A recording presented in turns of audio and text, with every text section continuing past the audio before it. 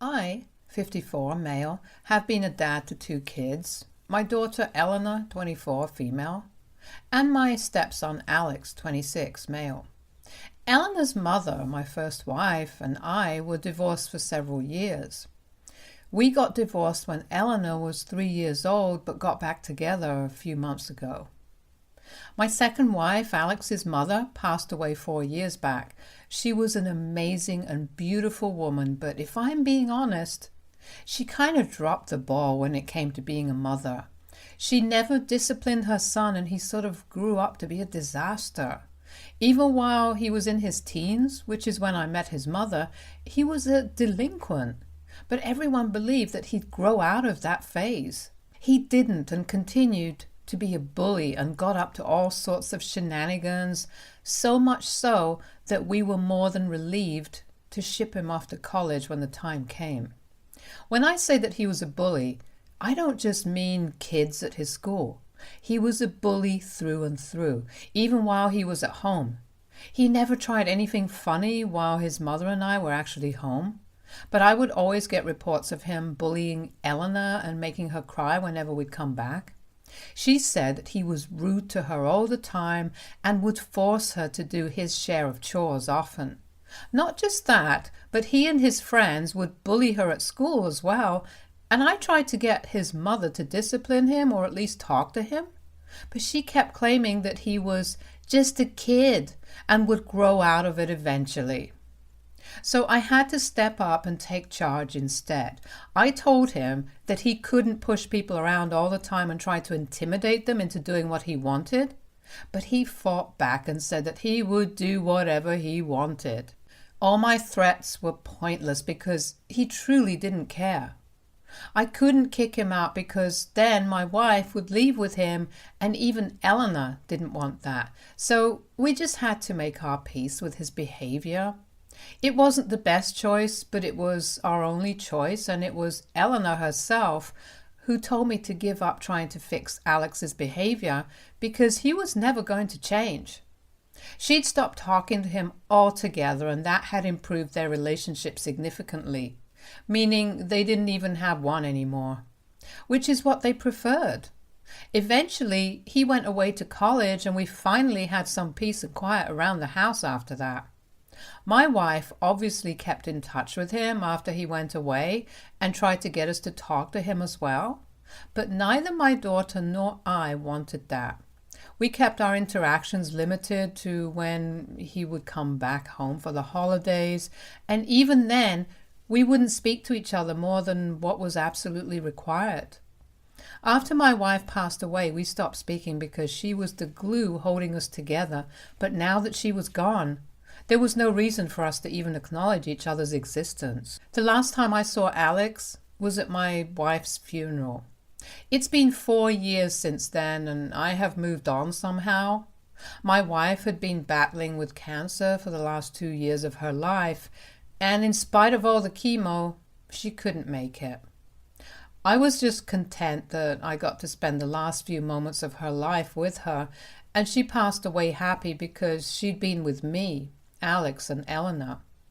Family meant the most to her, and passing away in the company of her family was all that she'd wanted, and I was glad that I was able to give that to her. But unfortunately, that was the last time we were all together. Or maybe, fortunately, I don't know. I don't know what Alex had been up to after his mother's death, and in fact, I don't even know what he'd been up to in the years after he graduated. My wife told me that he found a job and was working, but I didn't ask much about it. My wife had left him all her jewelry with the exception of a silver necklace, which I'd gifted her, that she left for Elena. He also inherited 75% of the money she had left, and the rest of it was split between me and Charity. He met with her lawyer separately, so we didn't see him at the reading of her will either. My relationship with Alex was strained at best, so I didn't feel too upset when he stopped talking altogether. I did sometimes find myself wondering what had become of him, but I knew that there was no point in thinking about it because he had his own life now, and we weren't a part of it. Besides, the way he'd bullied my daughter almost all her life was something that I'd never really be able to bring myself to forgive.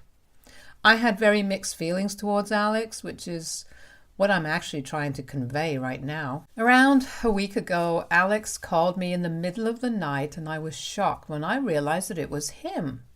I hadn't heard from him for 4 years, and suddenly, out of the blue, he called me at midnight. Once I got over the initial shock, I asked him why he'd called and tried to keep the surprise out of my voice when I spoke to him. He sounded really anxious, and I could instantly tell that something was very, very wrong. His voice was hoarse and small, and he sounded nothing like the boisterous young man I used to know.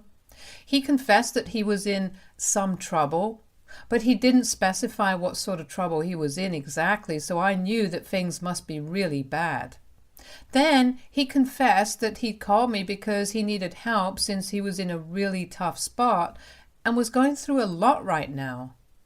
I didn't know what to say because even though I knew that he was in trouble, I didn't want to get caught up in that. So after contemplating for a few seconds, I told him that I wouldn't be able to help him and then disconnected the call. I felt horrible about it afterwards, but I couldn't do anything else. I'm not trying to get involved in something illegal or shady, and I'm 100% sure that whatever trouble Alex is in will require me to do so. I'm too old and tired for any of that, and I do feel guilty for not helping him out, but I really needed to put myself first this time. I'd always put my family above myself, but that just ended with my daughter getting bullied in her teens and my stepson still never growing out of his bad habits. So now I just wanted to live my own life peacefully without any trouble. Unfortunately, the day that he'd called, my daughter and her fiancé happened to be visiting, and she was sitting in the same room, so she'd heard my side of the conversation. Once I hung up, she asked me about it, and I told her the truth. I also mentioned that I decided not to help Alex simply because I wanted to lead a quiet and trouble-free life right now. When I explained that to her, she got up and left to go to sleep abruptly without even wishing me good night, which is something she always does, so I was a little put off by her reaction. I hadn't expected her to care because obviously Alex was her childhood bully, so why would she care about what happened to him, be it good or bad? I thought she'd be all right by the next day because her in-laws were supposed to visit for the first time. They lived in Switzerland and this would be their first trip to the US, so we wanted to make them feel welcome as possible, and Elena had been very excited about it as well. Elena's mother was also coming over so that we could meet her fiancé's parents together. It was supposed to be the first meeting of the families, so it was quite a special day for all of us involved. I didn't think that the phone call with Alex would be such a big deal, but even the next day she refused to speak to me like she used to, and didn't even let me help her with anything before her in-laws arrived, even though it was my own house that we were hosting this meeting at. I was the host, but I felt like a total outsider because Elena was getting along with her fiancé and mother just fine, but kept pushing me away. I felt bad, but didn't make a big deal out of it and decided that it must be out of nerves. I knew that it wasn't, but I didn't want to ruin the day for myself by believing that my daughter was actually pushing me away just because I'd refused to help my stepson who'd bullied her entire life. None of it made sense, and I didn't want to think about it at the time, so I just left the situation alone and focused on making our guests feel welcome whenever they'd arrived. I did up the living room and even went out and got a bottle of champagne to take my mind off things, so by the time Elena's future in-laws arrived in the evening, I was in a considerably better mood. After the guests arrived and we got to talking, things started going smoothly and it was all going well until we started discussing kids. They started telling us childhood stories of Elena's fiancé, and we were all laughing, and so I decided to tell some funny stories of my own from when Elena was little. I told them about one time that Elena came back home crying just because she'd spilled some ketchup on herself at school, and the other kids had made fun of her the entire day. I'd thought it was a funny story to share, and everyone laughed, even Elena. But after that, she said a couple of things that I'm still thinking about even now, even after several days have passed since. She started talking about how back then I'd had multiple chances of being a good father by trying to put an end to all the bullying she faced, but I never seemed to care because my own peace of mind was more important, which is why I never wanted to get caught up in anything that would cause me extra trouble. She'd made her peace with it back then, but even now, I hadn't changed, and when life was giving me yet another chance to be a good dad to someone else, no matter who it was and what they'd done, I was making the same mistakes and choosing my own peace yet again. She said all of this with a straight face and then started laughing and said that she thought what I was doing was a lot funnier than whatever stories I had to tell. Of course, that made everyone very uncomfortable, especially our guests who didn't even know what she was talking about, but knew that whatever she was referring to couldn't be anything good. I'm not kidding when I say that you could cut the tension in the room with a knife. It was that bad. So Elena's mother, my ex-wife, quickly switched to talking about other things so that we could diffuse the situation, but the damage had already been done and the rest of the evening just felt forced and awkward. They had dinner and left as soon as possible, and my daughter and her fiancé left with them. My ex-wife was very confused about the comment that Elena had made, and so she asked me what was going on. I told her very honestly about Alex, the phone call, and what I'd said. My ex-wife also believes that I should have helped Alex out because the fact that he was asking me for help meant that he looked up to me as a father figure in the first place. And even she thinks that I'd been very selfish back when Elena was getting bullied. She said that Elena's feelings might be confusing, but they were still valid. But ultimately, it's my choice about what I want to do. Now I'm just really lost. AITA for not wanting to help my stepson after he bullied my daughter for years? Update 1. Hey, I wanted to explain my family dynamics in more detail so that it's clear for everyone who's still confused. Alex's father had passed away when he was 2 years old, and I hadn't even met his mother until he was 10 years old. He didn't resent me in particular. He was just a bitter kid in general, and we were never able to figure out why. As for my ex-wife and I, we didn't separate because we hated each other, but we'd been bickering a lot since we just weren't compatible at the time, so we decided to separate. We continued to be good friends and co-parent Elena. We reconnected a few months back and have been seeing each other since then. She didn't get married after we separated, but she did date a few men. None of her relationships worked out, and eventually we found our way back to each other. This doesn't mean that whatever I had with my second wife wasn't real, or I was still hung up on my first wife when I was with her, just to be clear. As for Elena, she never had any issues with the co-parenting arrangement and didn't hold that against me at all. She also loves Alex's mother, perhaps not as much as her own, but she is still close to her. I don't know why she's acting so strange now, but honestly, she never expressed any issues with whatever arrangement we had while she was growing up. I don't know where all of this is coming from all of a sudden and why she believes that I didn't try my best to be there for her and prevent Alex from bullying her back when she was younger. I really did try as hard as I could, and I think I was able to reduce the bullying at the very least.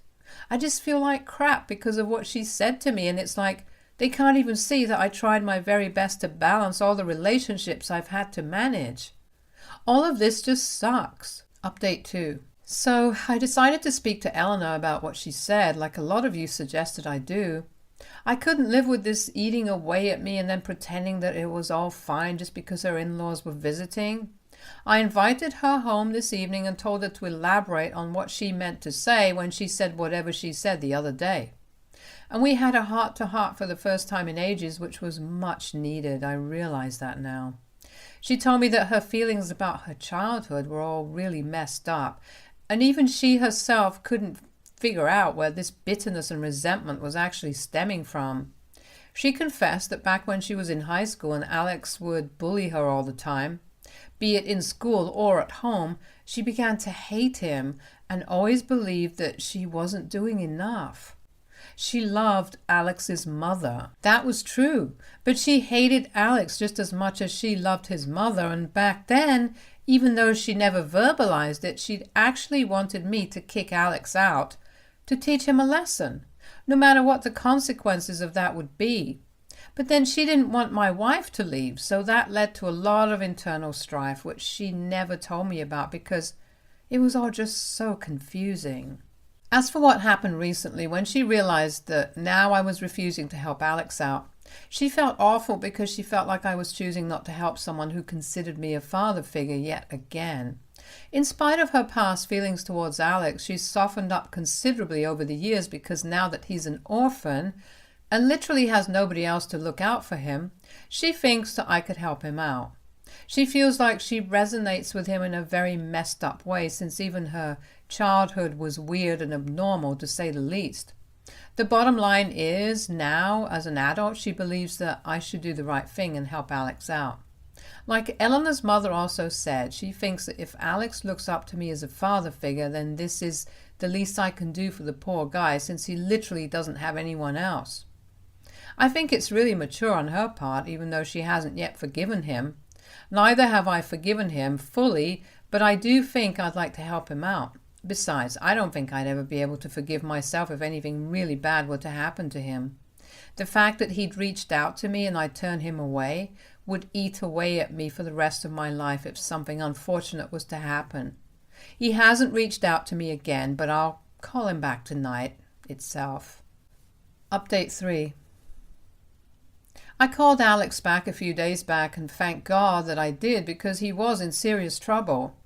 He'd sold off all his mother's jewelry to support his drug addiction and pay off gambling debts, and was absolutely broke after everything he'd been through. He'd been living on the streets for the past few weeks because his landlord had evicted him after he couldn't pay rent and was scavenging for food to eat like an animal. He told me where he was, and I drove there immediately to pick him up. He'd been living in an abandoned building with a bunch of other junkies and was so filthy that I could hardly even recognize him when I saw him. He was also running a high fever and looked like he would collapse if he had to even lift a finger. I rushed him to the hospital without wasting any time, and luckily they were able to bring him back to full health in just a couple of days. We had the option of sending him to rehab, but I decided to take care of him myself because I couldn't imagine leaving him by himself again. He'd been a mean little bully back when he was younger, but now I just couldn't seem to reconcile that teenager with the emaciated man I saw in front of me. It was horrible to see him like that.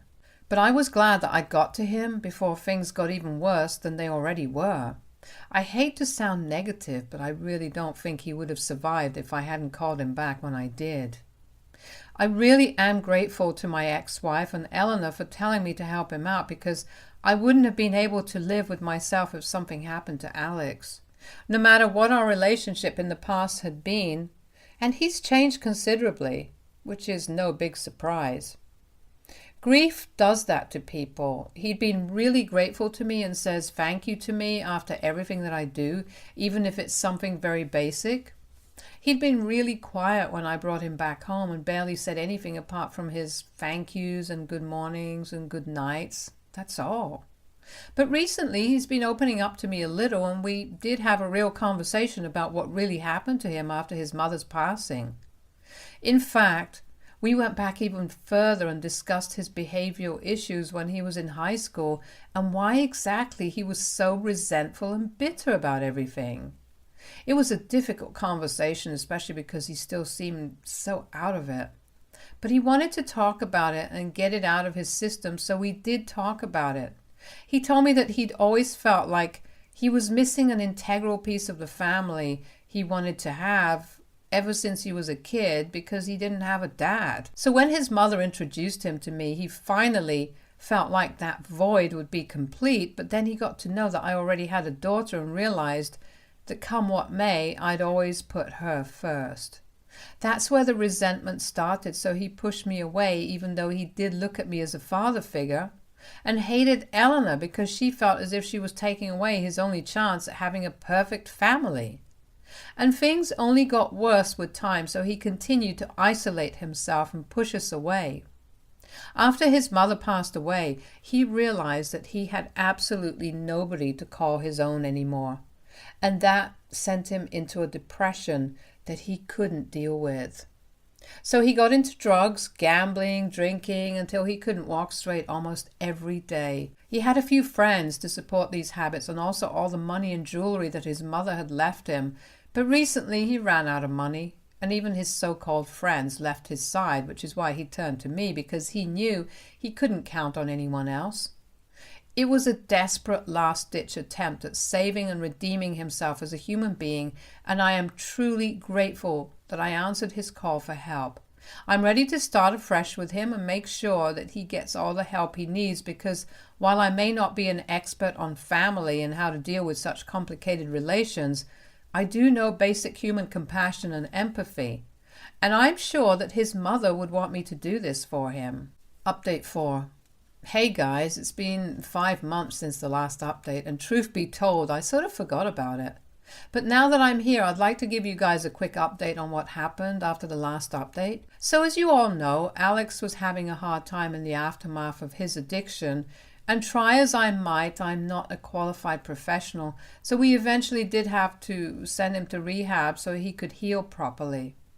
It broke my heart to send him away, but both of us knew that this was for the best. At least we did spend those few weeks before rehab together, so we were grateful for that. While he was in rehab, both my daughter and I would visit him regularly, and occasionally even my ex-wife. Or I guess I should call her my girlfriend right now, since we've been going strong for close to a year. It feels weird to call her that, but for the sake of this post, I'll stick to it. He continued to improve with time and was released yesterday, which is lucky because he's out just in time to attend Elena's wedding in 3 weeks.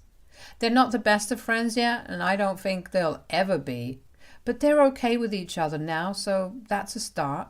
And Elena really does want us all, including Alex, at her wedding.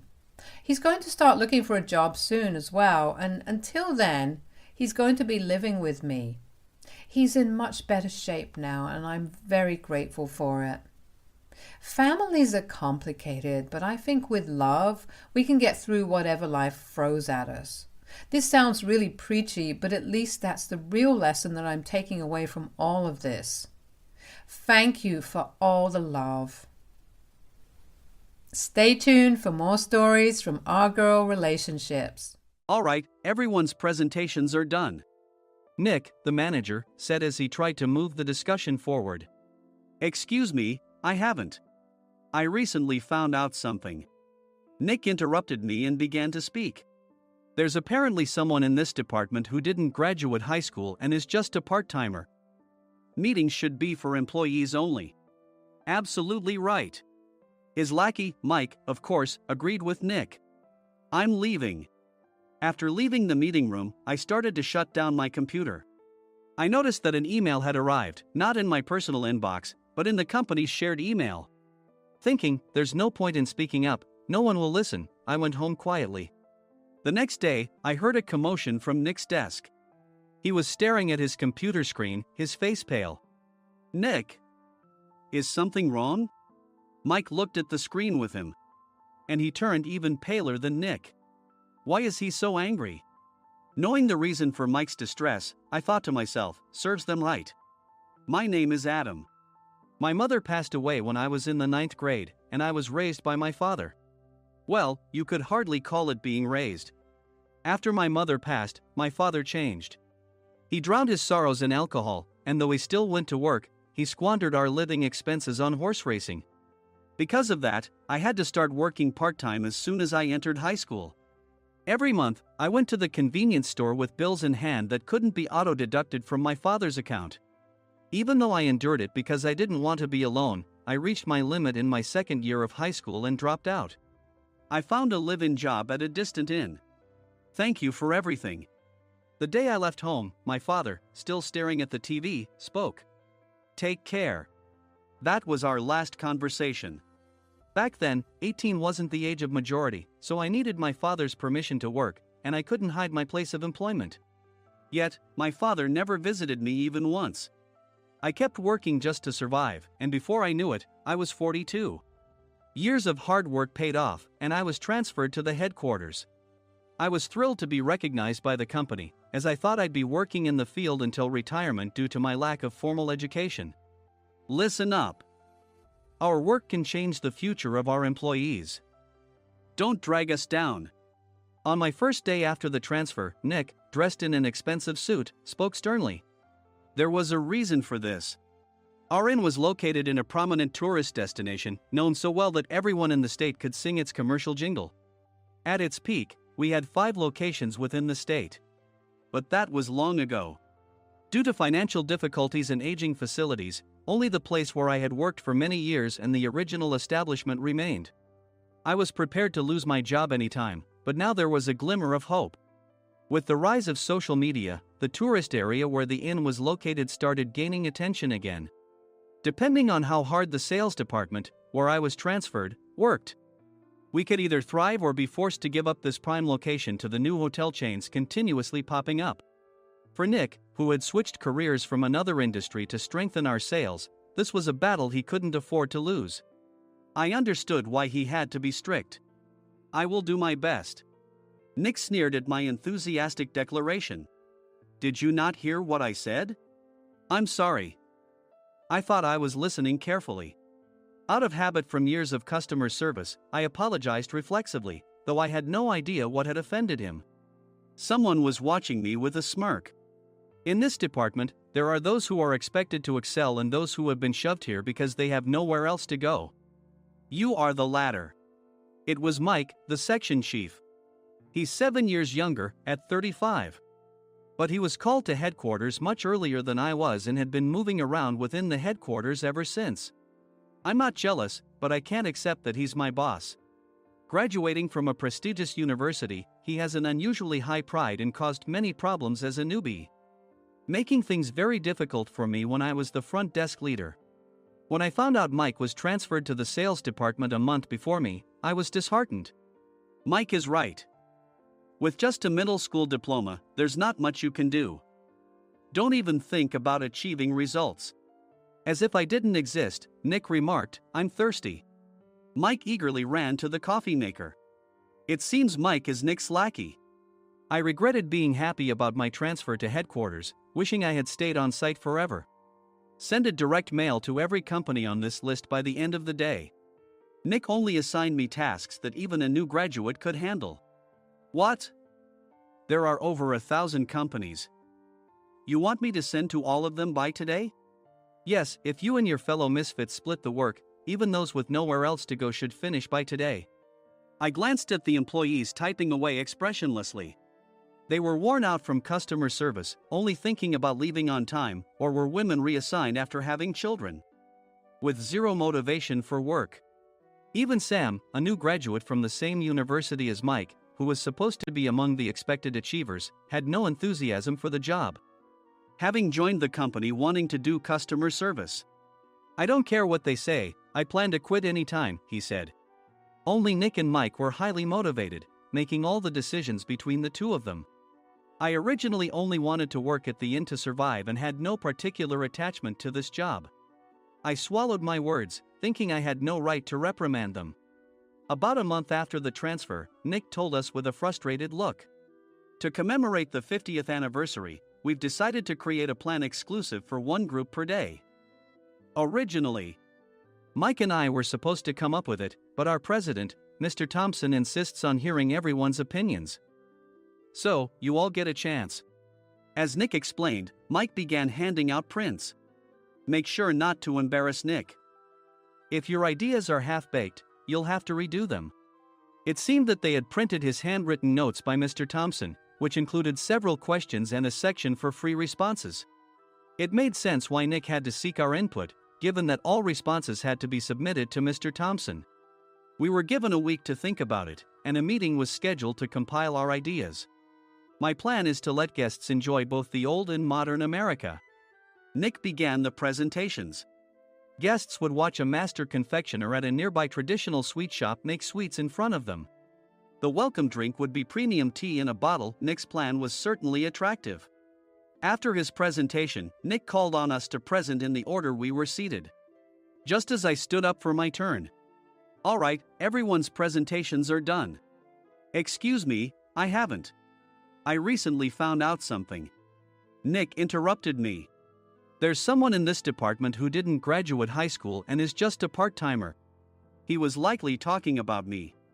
I joined the company as a part-timer and was made a full-time employee when I turned 20. That was 20 years ago, so Nick and Mike probably had no chance to know until recently. Meetings should be for employees only. Absolutely right. After that, Nick kept creating opportunities to solicit everyone's opinions, purposefully excluding me from speaking. The meeting unexpectedly heated up and went past the scheduled end time. A few people asked to leave, and the discussion continued with the remaining few. Still here? Normally, you'd leave in that situation. Though I had no attachment to the job initially, hearing kind words from customers made me want to make them happier. For someone like me, with nowhere to go, the inn was my home and customer service was my life. I felt pathetic about my current self. I'm leaving. I left the conference room and started shutting down my computer. I noticed an email had arrived, not in my personal inbox, but in the company's shared email. Thinking no one would listen to what I had to say anyway, I quietly went home. The next day, while preparing the DM as instructed, I heard a commotion from Nick's desk. In his haste to stand up, he hit his knee on the desk. He stared at his computer screen, his face pale. Nick! What's wrong? Mike, thinking he should be the first to rush over, approached Nick while still wearing his coat. He peered at the screen with Nick. And he turned even paler than Nick.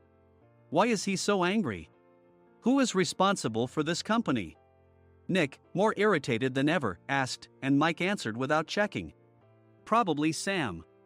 Sam wasn't there because he was attending a morning training session for new hires. Nick gave up on getting angry and returned his gaze to the screen. They were looking at an email that arrived right after the end of the working day yesterday. Apparently, no one, including me, had checked it before leaving. The email was from a large company that used us for their annual employee trips. The president and executives of that company also frequently used our services personally. President of the company, Mr. Mason himself had declared that neither he nor his company would ever use our services again. Well, some companies cancel their employee trips or stop using our services due to financial struggles. Let's just move on. Mike kept wiping the sweat from his forehead with a handkerchief. Knowing why Mike was so agitated, I quietly watched their interaction. Do you know how much revenue we get from that company? We can find other guests to fill the rooms, but we'll lose the banquet costs, gift shop revenue, rental car fees, and more. Moreover, the gifts were supposed to be prepared by the traditional confectionery shop involved in Nick's proposed plan.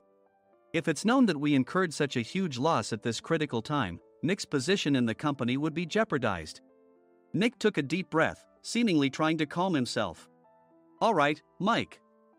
Go to New York right now and apologize to Mr. Mason. What? You're coming with me, right? I have urgent work to do. I trust you, which is why I'm entrusting this to you. Please.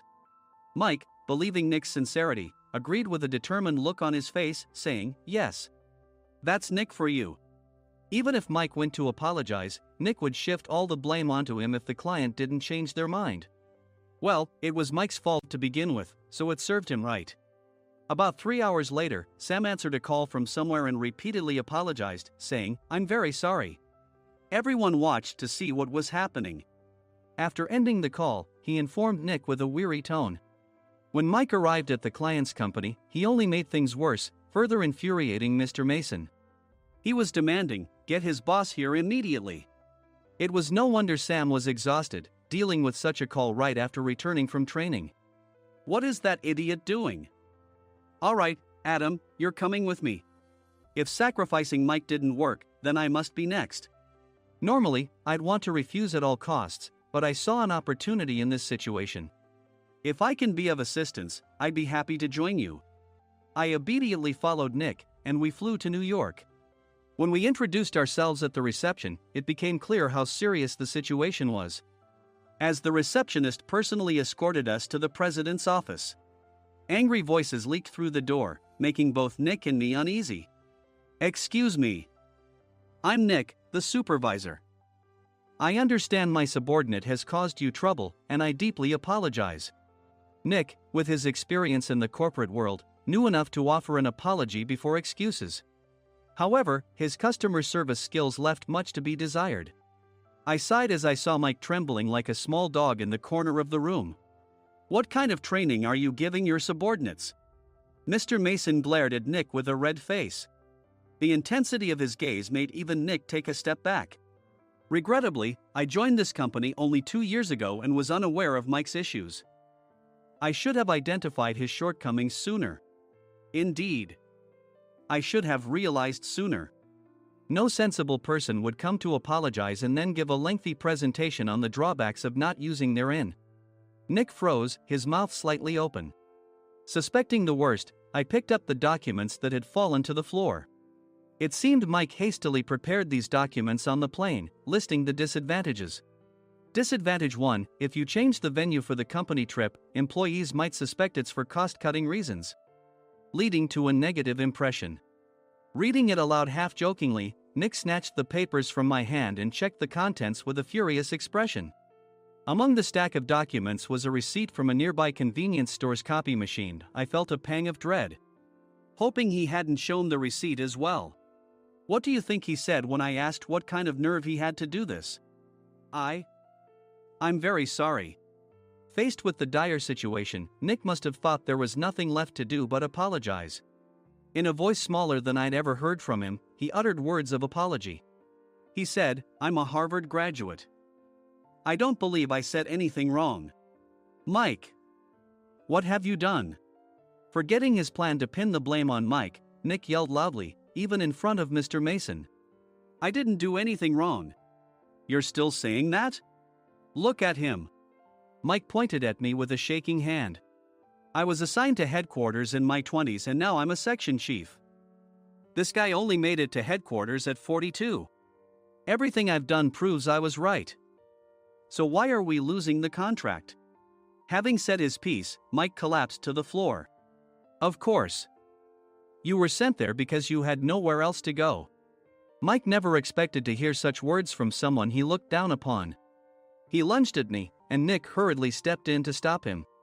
"Mr. Thompson told me Mike is a quick thinker, and to take good care of him." There's no way he was pushed aside. "Don't make things worse here." "He didn't say quick thinker, he said only quick-witted, didn't he?" I don't remember that part." I recalled the many troubles Mike caused when he was a newbie. When Mike was on the front line, his pride was so high that he never apologized to customers. Customer service, especially in our job, doesn't work alone. It brings both good and bad situations. If the front staff or housekeepers made mistakes, or the cleaning company didn't properly clean a room, one had to apologize to the customers regardless of personal fault. Mike, in such situations, would never apologize, insisting he wasn't at fault. This often angered customers, and as the front desk leader, I frequently had to apologize on his behalf. He caused complaints and disrupted operations, which is why he was quickly moved to headquarters. In departments where he didn't interact directly with customers, his quick thinking was beneficial and things went well. But it seemed his flaws were starting to show. Corporate reservations are supposed to be entered into the system by the sales representative. But a quick check yesterday revealed that more than 10 items were missing from the client's reservation. The handover document clearly stated what needed to be prepared. Why didn't you enter it into the system? Why do we have to give them special treatment? Filling rooms near the banquet hall, setting up all the food in advance. Specifying the brand of wine, they're too demanding. No wonder he always angered customers, I thought, feeling a headache coming on. Grouping them in rooms near the banquet hall is for our benefit too. It makes it easier for the staff to set up beds and serve breakfast since everyone's schedule is synchronized. As for the other requests, Mr. Mason suggested them to lighten our load. I didn't know that. Nick finally seemed to realize that Mike was the one who had angered the client. What did you say to them? I just told them we wouldn't give them special treatment anymore. We shouldn't waste effort on things that don't bring in money. I was utterly exasperated at his lack of understanding of customer service. Of course, we shouldn't comply with unreasonable demands. But carrying over successful practices from past stays makes customers feel remembered and enhances their experience. Good memories encourage repeat visits. That's part of our job. I looked down at Mike, who was sitting on the floor. In our job, nothing is a waste. Mr. Thompson likely moved you to the sales department, hoping you'd finally understand this. How do you think he feels now that you've failed to meet his expectations? Mike, tears in his eyes, fled the president's office. I was amazed he still hadn't apologized. You have it tough, Adam. It's okay, we're all employees of the same company. I deeply apologize for this disrespectful incident. Especially after all the care you've shown us. If it weren't for you, Adam, I really would have stopped staying here. When I heard you were moving to the sales department, I was willing to reconsider if you handled it. Seeing us talk so amicably, Nick's face contorted. Do you two know each other? Adam's service is excellent. I always requested him specifically. Normally, we don't accept specific staff requests, but we made an exception for Mr. Mason, adjusting my shifts accordingly. He had personally stayed at our hotel just before my transfer, and during casual conversation, I mentioned, I'm moving to the sales department soon. If I hadn't told him then, things could have been much worse. Please continue to take care of us. I look forward to it. On the return flight, Nick awkwardly offered me a can of beer. It's still working hours. Of course, I had no intention of forgiving him for a single beer. Nick might try to pin everything on Mike and avoid any consequences. While pondering this, a startling fact came to light. Nick, the tea bottles for the plan have arrived. I handed Nick a bottle labeled with our inn's name. They look good. What are you talking about? These are plastic bottles. I had assumed we would use the trendy, high-end bottling tea. But what arrived were ordinary plastic bottles of tea with customized labels. The only unique aspect was the label, which had the inn's name, making it look customized. Upon further investigation, I discovered that a substantial amount of money was set to be paid to the tea company. It was priced like bottling tea. Does this plastic bottle really cost $100 each? The tea inside is specially blended for us. The extra cost is for that. Wouldn't it be better to use another tea company? Or is there a specific reason we must use this one? As Nick continued to make excuses, I showed him a printed email. I informed the tea company's president, Mr. Mitchell, that we discovered irregular payments and he confessed. He said you two were high school classmates and planned to split the extra money. That idiot. Why did he confess? That's not important. You should worry about yourself, this could turn into a police matter. Opening the bottle cap, I suggested. How about calming down with this tea? It supposedly has a relaxing effect. Nick drank the tea frantically. In the following days, decisions were made about their fates. Mike was reassigned to the General Affairs Department, with no chance of transfer or promotion, as per Mr. Thompson's orders. As for Nick, since the payment to the tea company hadn't yet been made, he narrowly avoided legal trouble. Instead, he was encouraged to leave the company, and to avoid further complications, Nick submitted his resignation. Rumor has it that connections between HR departments have made it difficult for him to find new employment. Even though it was good to have those two gone, something unexpected happened in the sales department.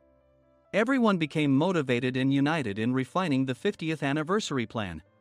In the end, my plan was adopted. We collaborated with the Tourist Information Center to provide personalized guides. The plan, tailored to the number of guests, was truly special for the 50th anniversary. Hey, is Adam's family coming to stay? I immediately booked that special plan for my family. Sam noticed it on the reservation list and quickly picked up on it. Yes, I'm inviting my father. That's great. I might invite my parents too. I lacked the courage to face my father just as Adam. But here, with the confidence Mr. Mason praised, I felt ready. The 50th anniversary plan was a perfect opportunity to reconnect with my father. I hoped to bring back the days when we could laugh together as we once did.